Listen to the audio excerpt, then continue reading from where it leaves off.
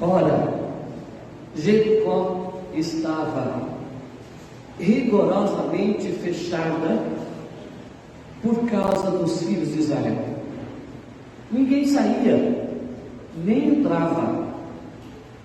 Então disse o Senhor a Josué: olha, entreguei na tua mão Jericó, o seu rei e os seus valentes.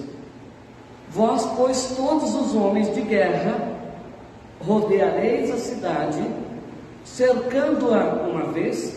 Assim fareis por 7 dias. 7 sacerdotes levarão 7 trombetas de chifre de carneiro adiante da arca.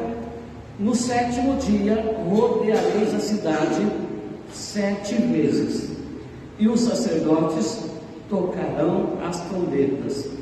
E será que, tocando-se longamente a trombeta de chifre de carneiro, ouvindo vós o sonido dela, todo o povo gritará com grande grita, o muro da cidade cairá abaixo, e o povo subirá nele, cada qual em frente de si.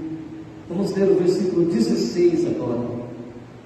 E sucedeu que na 7ª vez, quando os sacerdotes tocavam as trombetas, disse Josué ao povo: gritai, porque o Senhor vos entregou a cidade. Versículo 20 agora. Gritou, pois, o povo, e os sacerdotes tocaram as trombetas. Tendo ouvido o povo o sonido da trombeta, e levantando grande grito, ruíram as muralhas, e o povo subiu à cidade, cada qual em frente de si, e a tomaram. Tudo quanto na cidade havia, destruíram totalmente ao fio de espada, tanto homens como mulheres, tanto meninos como ovelhas, também bois, ovelhas e jumentos. Aleluia. Eu já quero falar sobre as muralhas de Jericó. Após 40 anos de peregrinação no deserto, chegou o dia de entrar na terra prometida, terra tão esperada, a terra tão sonhada.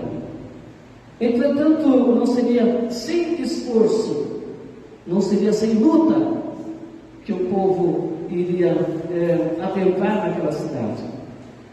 E eu diz o texto aqui que o povo, eles se posicionam para tomar aquela cidade, Jericó, né? Mas, como eu disse, não ia ser tão fácil, porque Jericó não era uma cidadezinha qualquer. O texto fala que ela era uma cidade fortificada, era como uma fortaleza. As suas muralhas eram tão altas e tão espessas que carros com cavalos corriam por cima delas para fazer a guarda da cidade. O sentinela fazia a guarda diuturnamente, correndo com carros em cima dela. Imagina como era essa cidade. Todo mundo que chegava e que olhava aquela cidade temia. Sabia que era uma cidade muito fortificada. Ou seja, humanamente falando, era impossível invadir aquela cidade. Humanamente falando, era impossível, já que do outro lado estava Israel. Um pequeno exército, eu diria assim, um exército inexperiente, sem carros, sem cavalos, não é? Então, por isso que eu falo, humanamente falando, seria impossível invadir aquela cidade. Lá no Evangelho de Mateus, não preciso abrir, eu só vou citar, Mateus capítulo 11, versículo 12, tem um versículo muito interessante que diz assim: desde os dias de João Batista até agora, o reino de Deus é tomado por esforço, e os que se esforçam se apoderam dele. Olha que interessante. Com isso, eu quero dizer para vocês que Jesus, ele conquistou para os homens o direito de nós sermos livres. Jesus, ele pagou o preço do nosso resgate. Ele abriu para nós o caminho do céu. Mas não será sem esforço, sem luta que nós vamos chegar lá. Tudo já está pronto, tudo já foi realizado por Ele. Mas existe algo que é a gente que vai ter que fazer. Não vai ser tão de qualquer maneira. Há de ter esforço para chegar lá. O pastor Caio Fábio, certa vez ele escreveu que o maior esforço do ser humano é confiar e aceitar aquilo que já está feito por nós. O maior esforço que a gente tem que fazer é deixar de fazer força, mas confiar naquele que já trabalhou por nós. Entendeu? Não é fácil, não é tão simples assim, não? Então, eu digo assim que é preciso a gente vencer os nossos medos, é preciso vencer as tentações. Não é fácil vencer as tentações. É preciso vencer o desânimo, não é fácil vencer o desânimo. Às vezes nos sobrevém situações de desânimo, a gente fala, eu não vou ter como continuar. Então, nós precisamos vencer o quê? A incredulidade. Muitas vezes nós não cremos. Muitas vezes o Senhor falou tantas vezes, e às vezes a gente já passou por aquela situação tantas vezes, mas chega agora, a gente não está crendo que vai dar certo. É preciso vencer as paixões da carne, as nossas auto-justificativas, porque muitas vezes nós achamos que nós não precisamos de Deus, que nós somos fortes o suficiente. E tudo isso são situações que nós precisamos nos esforçar. Por isso que eu digo, não é sem esforço. Tudo já está pronto, mas não é sem esforço, amados, que nós vamos chegar lá. Tem muitas lutas, né? E eu digo que a vitória, ela está logo após essas barreiras que eu acabei de colocar para vocês. Voltando aqui para o texto, Israel era uma nação muito jovem, sem experiência, guerra, desprovidos de armamento, sofisticados, né? Diferentemente de hoje, né? Hoje Israel se gaba, né? Que é um país, todo mundo fala isso, nem eles, né? Israel hoje é um país muito bem armado, que é uma potência militarmente falando, e essa talvez seja uma preocupação, né? Porque naquele tempo eles não iam para a guerra sem orar a Deus, eles não iam para a guerra sem consultar o Senhor, se o Senhor ia dar vitória a eles. Agora a pergunta é, será que com esse poderio todo eles têm confiado em Deus? Será que aquele primeiro-ministro lá tem confiado em Deus, tem buscado a Deus para Deus confirmar? Ou ele tem confiado no exército dele, na força dele? E isso pode dar errado. Que Deus tenha misericórdia, né? Que eles continuem buscando o Senhor.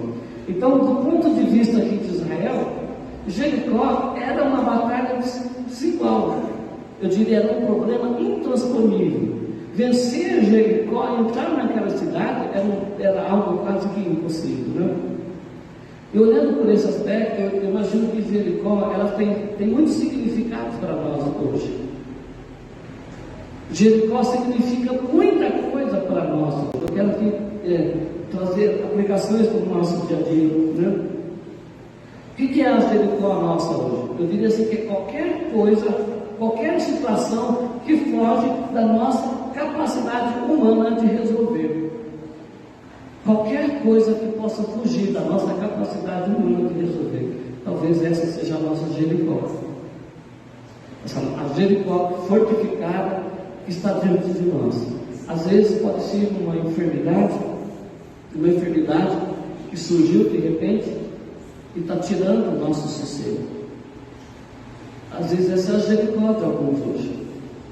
Talvez uma crise financeira, né, que parece não ter fim. Tem muitas pessoas passando por crise financeira nos dias de hoje. Às vezes pode ser o que? Algo no casamento, um casamento que está ameaçado, família que está ameaçada. Diz, essa é a nossa Jericó. Para Israel naqueles dias, Jericó era isso, era uma barreira intransponível. Como vencer? Como conseguir derrubar aquilo lá? Então, amados, muitas vezes nós nos deparamos diante de situações. Na família, aquele filho que está dando trabalho, aquele filho que está desestabilizando a paz familiar e que está entrando por um caminho que muitas vezes é um problemas sérios com seus filhos. E não há muito o que fazer. Não há muito o que fazer.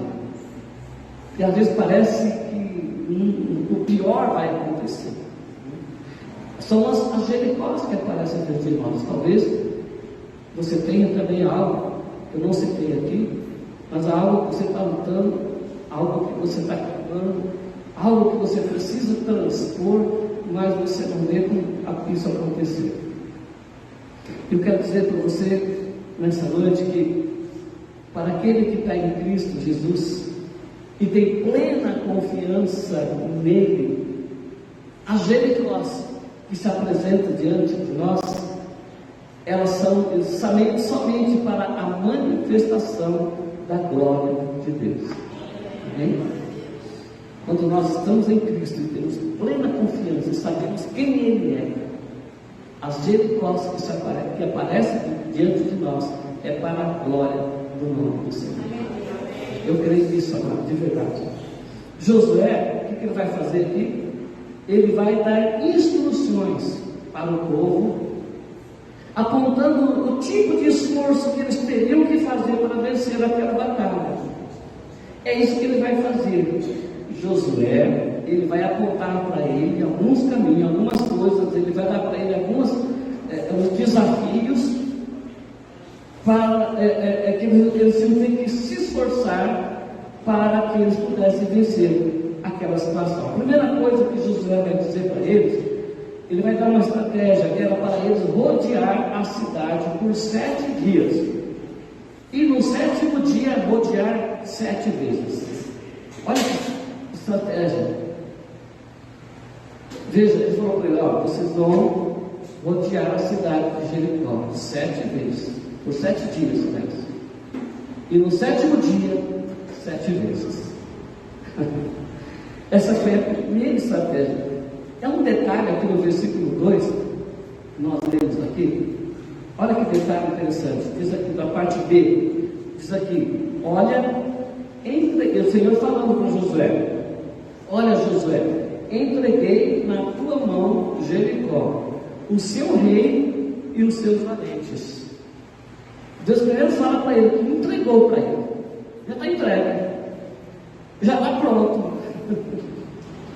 Mas depois Josué fala para o povo, olha, nós temos que rodear a cidade 7 vezes. Ora, se o Senhor já entregou, por que tem que fazer esse trabalho todo, esse sacrifício todo, amado?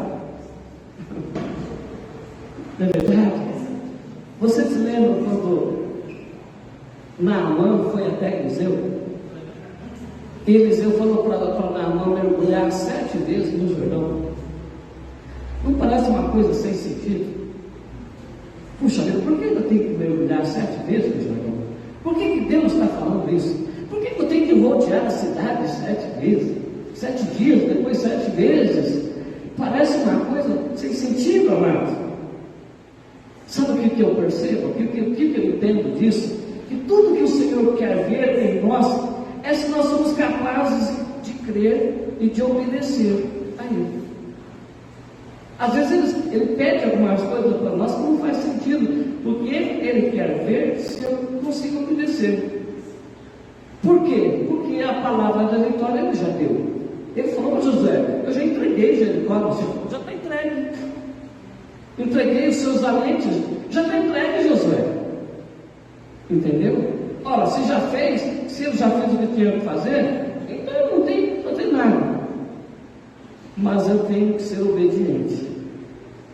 Eu tenho que dar os meus passos de fé em direção àquilo que o Senhor tem, aquilo que o Senhor quer realizar na minha vida. Então tudo que o Senhor precisa é disso.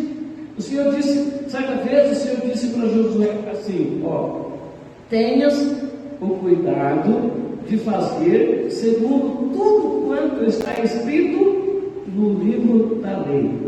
Então farás prosperar o teu caminho e serás bem sucedido. Olha o que o Senhor falou para Josué.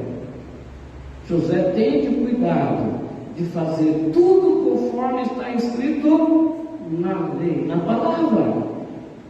E aí falou, tudo quanto você fizer, você vai ser bem sucedido.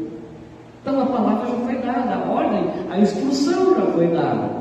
O que ele tinha que fazer? Meditar.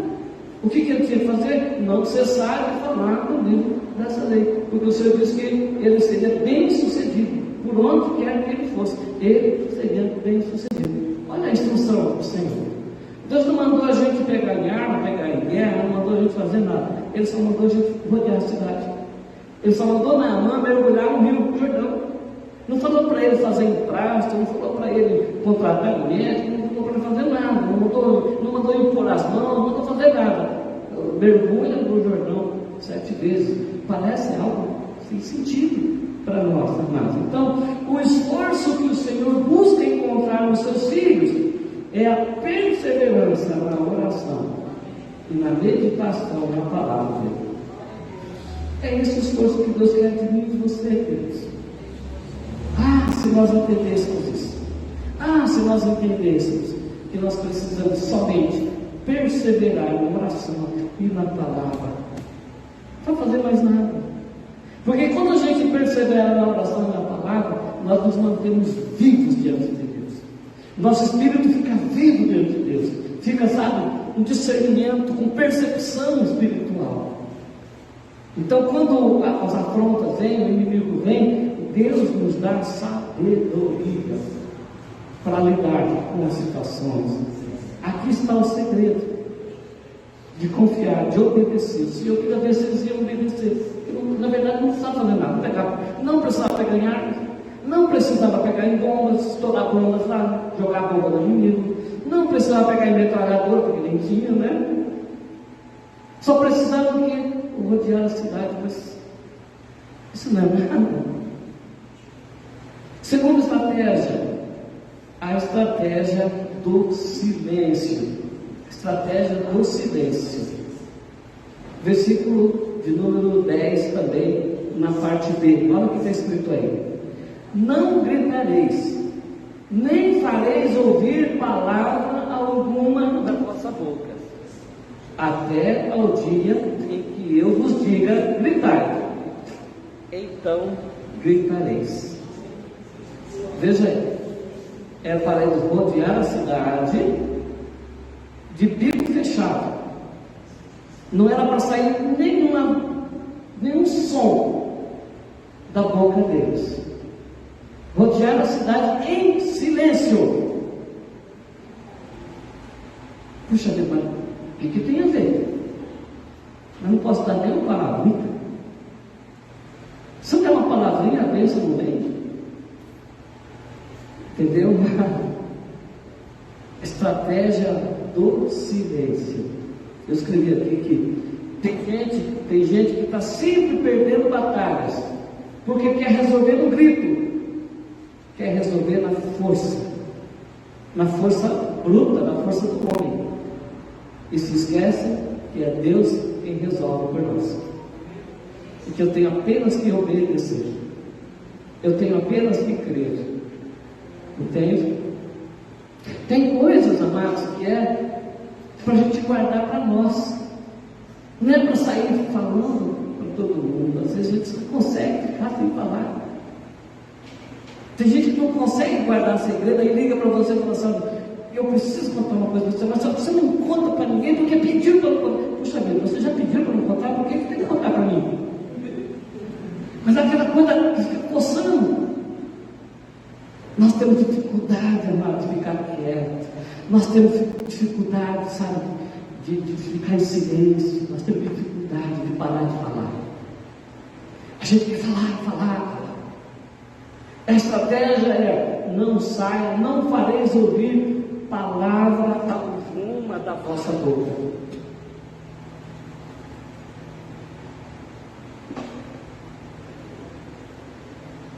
Provérbios capítulo 17, versículo 9, diz assim: o que encobre a transgressão adquire amor, mas o que traz o assunto à baila separa os melhores amigos. Palavra de sabedoria. O que traz o assunto à baila separa os melhores amigos. Provérbio. Eu tenho dito que orar mais é melhor do que falar demais. resolve muito mais fácil do que a gente falar demais. Tiago fala assim: estejais prontos para ouvir, tardios para falar. E eu entendo que este aqui é um mandamento de sabedoria, e que, se a gente praticar, a gente vai se livrar de muitos constrangimentos. A gente vai se livrar de entrar em rascadas quando a gente é pronto para ouvir e a gente tardio, a gente demora para falar. Então a Bíblia nos dá toda a direção, todas as estratégias, toda a ajuda necessária para que a gente acerte mais, para que a gente consiga, sabe, deixar Deus fazer e não a gente querer atropelar e fazer do nosso jeito. Nós precisamos ter esse cuidado, né? Então, quem regularmente pratica aí a oração que eu falei agora há pouco, né? Ele não sente necessidade de se defender, porque ele entrega tudo nas mãos de Deus. Ele está tão pertinho de Deus que ele fala: Deus, isso aqui não está nem me machucando. Me acusaram disso, Senhor, mas eu entrego meus próximos. É diferente, mas graças a Deus por isso, né? Quando eu olho para isso, eu fico assim imaginando essa multidão rodeando a cidade de Jericó. Eu imagino, amados, que havia no meio daquela multidão, eu vou arriscar aqui, centenas de pessoas que estavam com a língua coçando para falar alguma coisa. Que se eles tivessem oportunidade de falar, eu diria que eles não iam apenas falar, mas eles iam murmurar. Eles iam, quem sabe, desanimar o povo. Sabe aquele que está falando: peraí, por que rodear a cidade? Se José, fulano, o que esse cara está fazendo? Por que José está fazendo isso com a gente? Por que ele pode? Deus não é tão poderoso? Ele não pode, na primeira volta, já fazer a muralha cair? Eu tenho certeza que ia ter muita gente que ia desanimar o povo, ia fazer, sabe, grupinhos ali para lançar essa desconfiança da palavra de Deus. Certo? Pessoas que falam: não faz sentido a gente ficar aqui esse tempo todo, por que sete? Não pode ser uma vez. Eu digo para vocês, amados, que é possível que o Senhor estava confrontando ali no meio daqueles todos os rebeldes. Os rebeldes estavam sendo ali confrontados por Deus, porque eles não tinham ordem para falar, eles não tinham autorização para murmurar, eles tiveram que ficar calados para que não se frustrasse o plano de Deus que Deus tinha para aquelas pessoas. Entendeu? O oposto de obediência é exatamente isso, é rebeldia, né? E uma pessoa com espírito de rebeldia, amados, ela não aceita as instruções do seu líder, né? Uma pessoa com espírito de rebeldia, ela não aceita a instrução do líder, sem primeiro se opor, sem primeiro reclamar, e sem primeiro dar pitadas, né? E quando às vezes a pessoa não consegue com palavras, né, se opor com palavras, ela usa às vezes gestos, usa trejeitos, usa expressões faciais, né? Então isso é muito complicado. Eu imagino que ali no meio daquelas pessoas, tinha muitas pessoas desse jeito, e Deus estava tratando com eles, né? Não tenho dúvida disso, amado. Graças a Deus que a gente olha para o texto aqui e a gente não vê nenhum relato. Ninguém ousou reclamar. Ninguém ousou ali parar o povo e falar alguma coisa. Todos eles obedeceram a Josué naquele dia. Louvado seja Deus por isso, né? Ou seja, eles passaram no teste, foram aprovados e eles puderam presenciar o milagre de Deus. Quando as trombetas foram soadas e as muralhas vieram abaixo naquele dia. Versículo 16 diz assim: e sucedeu que, na sétima vez, Quando os sacerdotes tocaram as trombetas, disse Josué ao povo: gritai, porque o Senhor vos entregou a cidade. E no versículo 20 ele completa: gritou, pois, o povo, e os sacerdotes tocaram as trombetas. Tendo ouvido o povo o sonido da trombeta e levantado grande grito, ruíram as muralhas, e o povo subiu à cidade, cada qual em frente de si, e a tomaram. Louvado seja o nome do Senhor Jesus. Porque eles obedeceram, porque eles se contiveram, não falaram, obedeceram, o Senhor foi lá. E quando eles gritaram, o milagre aconteceu. Eu quero concluir essa palavra dizendo que o Senhor, Ele continua nos dias de hoje também derrubando muralhas. Você crê nisso? Deus continua nos dias de hoje derrubando muralhas que se levantam diante dos seus filhos. Quando que essas muralhas caem? Quando eles se esforçam para fazer tudo conforme a palavra de Deus. Quando a gente se volta para Deus, para a sua palavra, certamente Deus faz cair por terra as nossas muralhas, que são às vezes intransponíveis. Mas quando a gente confia, descansa, entrega nele, e a gente não se atropela, não atropela os outros, a gente espera com paciência, Deus vem e também faz milagre. Então o mesmo Deus que faz isso lá no passado, é o nosso Deus de hoje. Ele continua operando nos nossos dias. E eu quero dizer para vocês que não foi um eco, não foi o eco vibratório, do grito do povo que pôs aquelas muralhas abaixo, mas foi o eco da obediência, o eco do silêncio daquele povo que chegou até o Senhor em forma de obediência. Então o Senhor foi lá e derrubou aquelas muralhas com o poder dele. Amém, amados irmãos? Isso é tremendo, A grande diferença que havia entre Israel e Jericó, na verdade, não era o poder de proteção de Jericó, mas sim a presença de Deus à frente do povo dele. Ainda que fosse uma nação jovem, inexperiente, sem armamentos pesados, nada disso, não tinha nem carros. Os cananeus tinham carro de ferro, Israel nem isso tinha. Então não foi na verdade o poder de proteção dos inimigos que fez com que isso acontecesse, mas sim é que Israel tinha à frente deles o Senhor dos Exércitos, o Deus Todo-Poderoso. Foi isso que fez a diferença, E esse Deus é o mesmo Deus hoje, que Ele opera nas nossas vidas hoje. A sua Jericó também ruirá, virá por terra, quando você obedecer, quando você crer, quando você fazer aquilo que está na palavra, quando você obedecer às instruções do Senhor. Então eu digo para você, fique no Senhor, observe o que o Senhor está dizendo, não olhe o que os outros estão mandando você fazer, mas o que a palavra está mandando você fazer. Fique na palavra, fique no Senhor, porque Ele já fez tudo, Ele já deu a ordem, Ele já falou para Josué, bem no comecinho, eu já entreguei Jericó nas suas mãos, entreguei inclusive todos os seus valores. Apenas faça isso, apenas obedeça.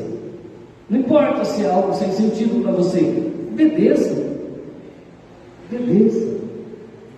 e você vai ser mais que vencedor.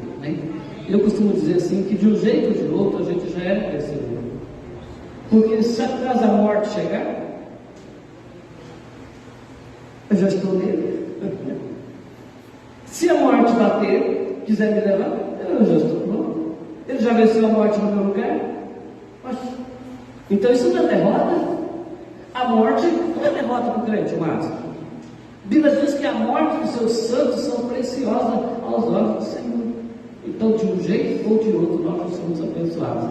Mas vale a pena ficar no Senhor, vale a pena ficar nas instruções dele, vale a pena obedecer, porque aí a gente vai ver os milagres que ele faz na nossa vida. A gente vai perceber, vai presenciar os livramentos que o Senhor faz nas nossas vidas. Amém? Você tem alguma Jericó que precisa vir ao chão? Deus está dizendo para você: fique bem. Faça como Maria, que escolheu a melhor parte. Maria escolheu ficar aos pés do Senhor. Aí o Senhor falou: Maria escolheu a boa parte, e esta não lhe será tirada. Amém? Que Deus nos abençoe. Que Deus abençoe os irmãos que estão em casa, ouvindo agora também no áudio. Que Deus abençoe as pessoas que talvez daqui 1 ano, 2 anos, 3 anos, 4 anos, talvez daqui 10 anos vão ouvir essa palavra na internet. Que Deus te abençoe também. Que nesse dia você confie no Senhor. Que nesse dia você se renda ao Senhor. Que nesse dia você creia que só Jesus pode dar verdadeiro livramento, verdadeira paz.